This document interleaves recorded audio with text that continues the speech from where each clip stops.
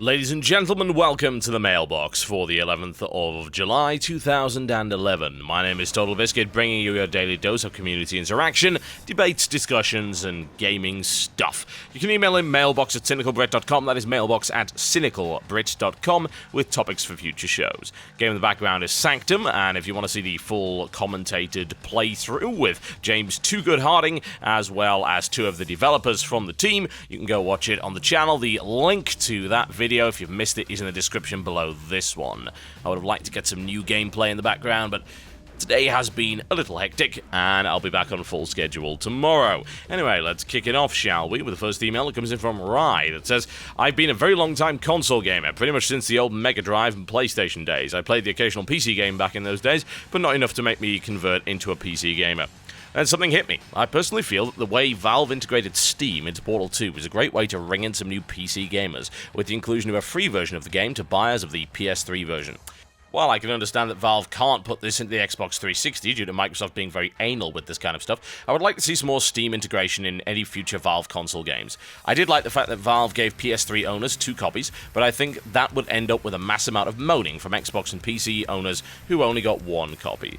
Do you think that Valve should continue this kind of PS3 to Steam integration, and maybe even put it into, say, the Orange Box, despite it not being great on PS3 in my opinion, or should Valve go back to giving an almost exclusive focus to PC gamers? Well, let's be honest, for one thing, they don't really get 2 copies per se. They can't play them both at the same time, for instance. You can only play one or the other. What it's giving is a choice of which format you want to play on, which actually is a fantastic idea, and to be honest, I would love to see more companies do that. I don't think they have a reason to. I mean, the reason that Valve is doing it is because they are doing exactly what you are suggesting right there. They are trying to bring in console gamers to their digital distribution service. And this is a good way of doing that. Since, like, hey, I could play it on my PC as well. Oh, install this. Ooh, what's Steam? Ooh, look at all this stuff. Well, hey, there you go.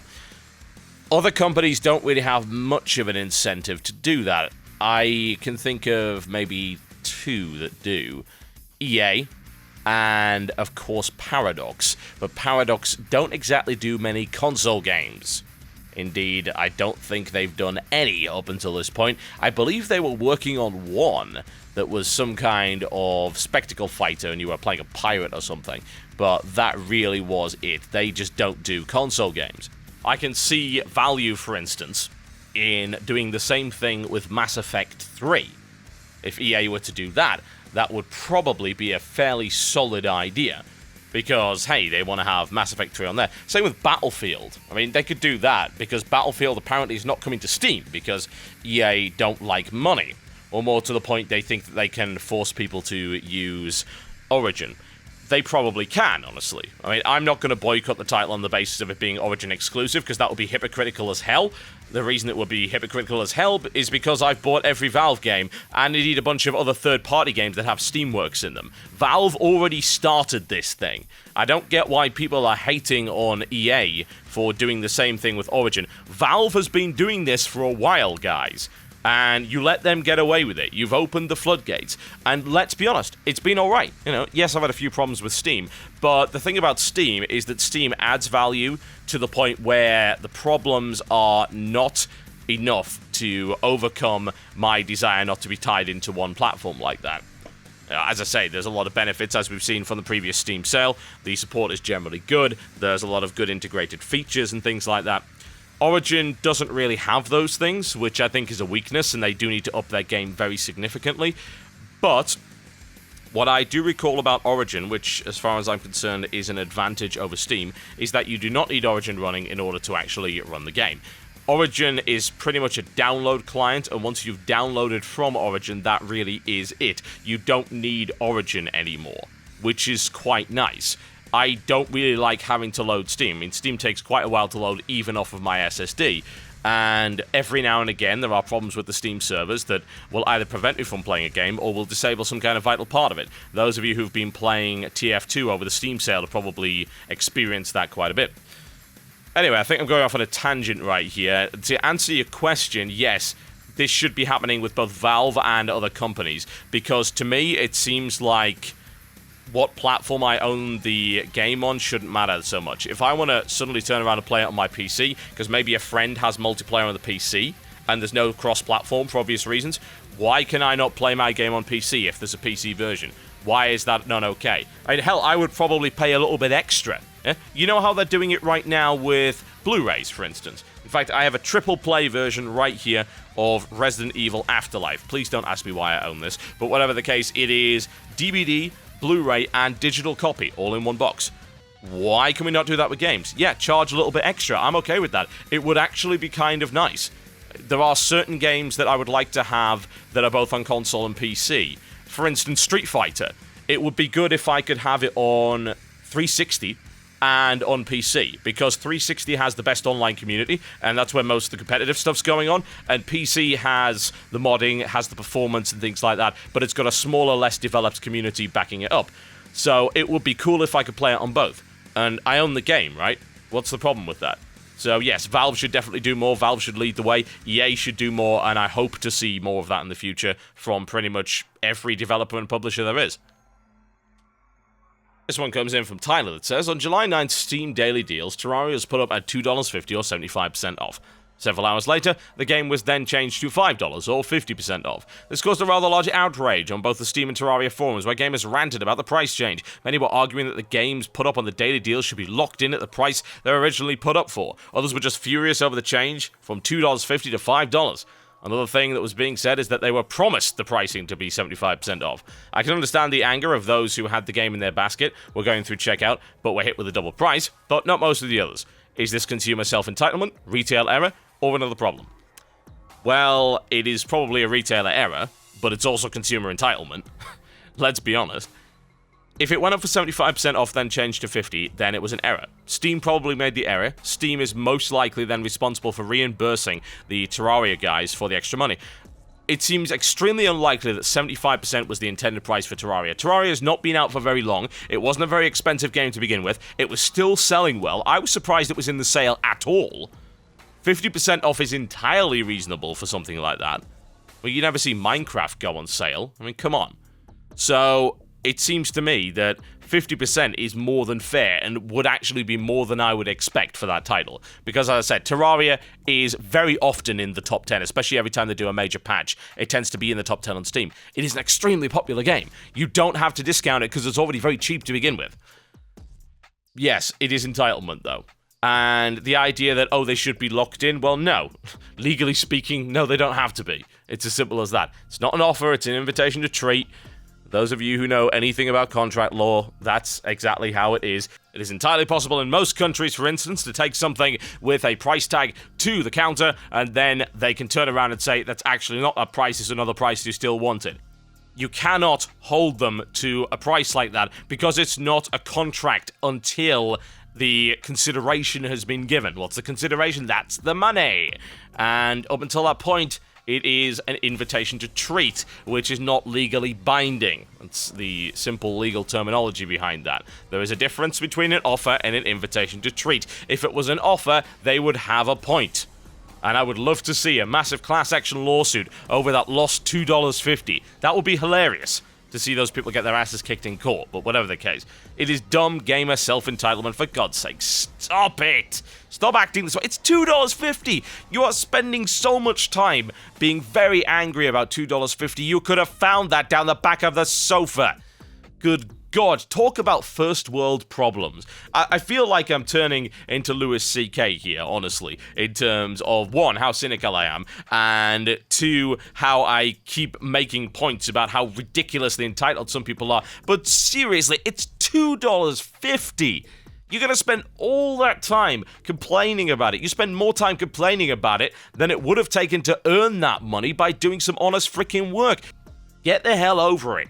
75% was way too good to be true on a game that's that new and that popular. It's absurd, indeed, that they're even doing 50%. Personally, I would have expected 25% and that would be it. Because it's so cheap to win. It's a $10 game. Come on.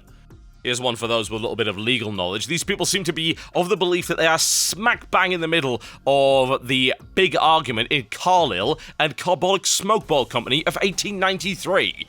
Somehow, I think not. This one comes in from Ever Curious that says, I'm a budding programmer and modder, and since Brink came out, I've been trying to incorporate campaigns with multiple storylines into each of my games, where a loss doesn't mean you have to start over, you just continue down a different path. Similar to, but more focused on than the campaigns in Brink. My question is, why don't we see this sort of thing in the current game market? Or is it just an unthought of idea? Is it that it sounds like too much work for developers? Or is it that people don't think it will fit in with the current market? It's certainly not unheard of, and it's definitely not unthought of, that I can tell you for a fact. The idea of the multiple branching paths is something that is incorporated into a lot of games in sometimes very small ways. It's often talked about. And it is, to be honest, the holy grail of replayability a lot of the time. And there aren't all that many games that successfully pull it off. The problem is that it's a massive amount of development time for something that I like to call parallel content. And what parallel content is, it's content that is at a certain point in the game either being played or not being played at all in favor of something else, to the point where in that playthrough you will never actually see that. So if you think about the way that, say, a talent tree would work in something like Diablo or WoW, and maybe it starts with an ability at the top, and then it branches off into 2, and then maybe 4. Now, if you have mutually exclusive paths, whereby if you go down one path it locks down the other, then by the end of it you have half the game that you didn't play. And a lot of developers really do not like that at the moment, because what ends up happening is that gamers, or indeed reviewers, will actually rag on a game because it's too short, for one thing. And you'll see that a lot of people will say, oh, well, this game was only 10 hours. You know, this RPG was 10 hours. I wanted it to be longer than that. And to be honest, that's not entirely illegitimate in terms of a complaint, because some people actually only want to play the game once. If you take your RPG and you split the content so much that the initial playthrough is not as long as it really should be, to the point where you think, well, that was over rather quick, and then you turn around and say, well, you know what, you've got to play it again. Some people might be saying, well, no, I don't want to do that, because there is a lot of reused content there, especially in an RPG. RPG, very story-orientated. If you have a lot of reused content and reused voice acting, then it hurts the immersion factor. A lot of people don't want to do that. It's the same reason, for instance, that I don't want to play alts in WoW. I just want to play my one character, and I want to be able to continue to play my one character. And because that's the character with the story to me. That's the character that means something to me in terms of the way that the narrative has been presented.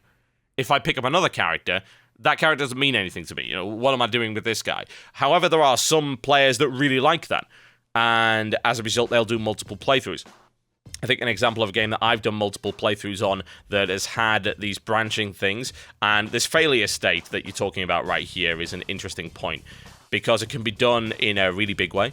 Like, say, for instance, this is an example I think I took from a podcast a while ago called Octel and Hordak versus the World. What if, say, in Mario, you fell off the level down a pit, and instead of dying instantly, you actually fell into some kind of underworld that you had to fight through. It was a little bit harder. Maybe there was a failure state below that as well. Then only you finally die if you fall into this big spiky lava thing. That's a possibility, but think about the more minor failure states that actually don't kill you, but they are actually integral to the plot, and they will change the way the game works. But the overall game stays the same. The example I would like to give, and this is a spoiler for anyone that hasn't played Deus Ex. If you haven't played Deus Ex, go play it, and turn off this cast right now and download it. So for the next 30 seconds, I'll be talking about this spoiler.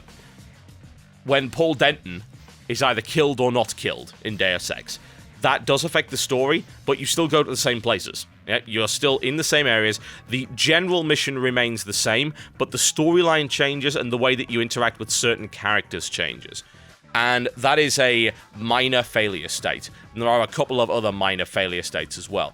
Now, that kind of stuff is more likely to happen, particularly in RPGs. That's not too difficult to do. Complete branching, that's a very difficult concept to take in a lot of modern games. There's a good example of proper branching in a game called Guardian Heroes, which I believe is coming out on Xbox Live this summer.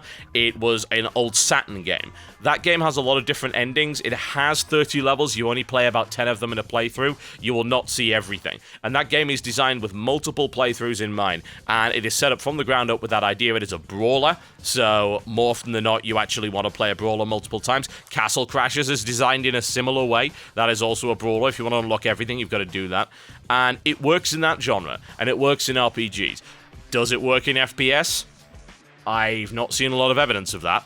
And it's a really difficult thing for a developer to do, especially with something very high grade like FPS, to stomach the idea that maybe a quarter or even half of their assets will not be seen in the first playthrough. And indeed, there may never be a second playthrough. I have to wonder how many guys really do that.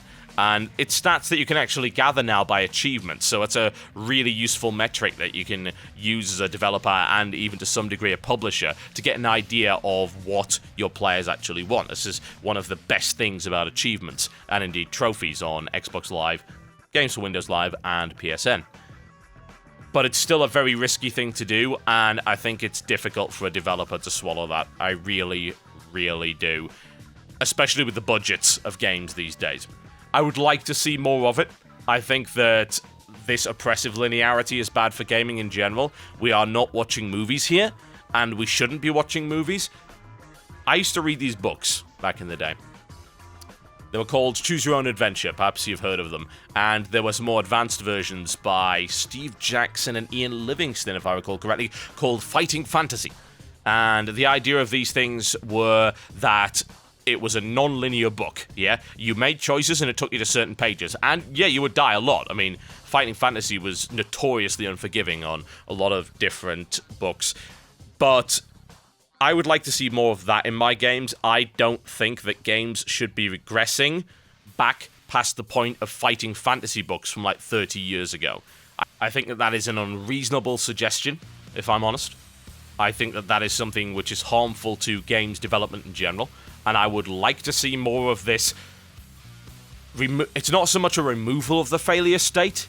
It is the idea that the failure state is not instant. It's the idea that the failure state can mean some kind of progression in the story, as opposed to simply resetting the story. It's not a case of, oh, of course, that's not what really happened, let me start over. If I get knocked unconscious, can I wake up in a prison and have to fight my way out? Indeed, that happens in Deus Ex, as you are probably well aware. But, yeah, more of that, please. That makes the game more compelling, because it means that I know I've made a real choice, and as a result, I am seeing something different from what I would have seen otherwise. Okay, folks, that's me done for the day. Thank you very much for watching the Mailbox. Email in mailbox@cynicalbrit.com with topics for future shows. I expect to be back on proper schedule on Tuesday with WTF Is, as well as a little bit of Ice Suck at StarCraft 2, the Mailbox, and maybe some Street Fighter, LOL, or even some Bloodline Champions. All sorts of things on the horizon, folks. I'll see you next time.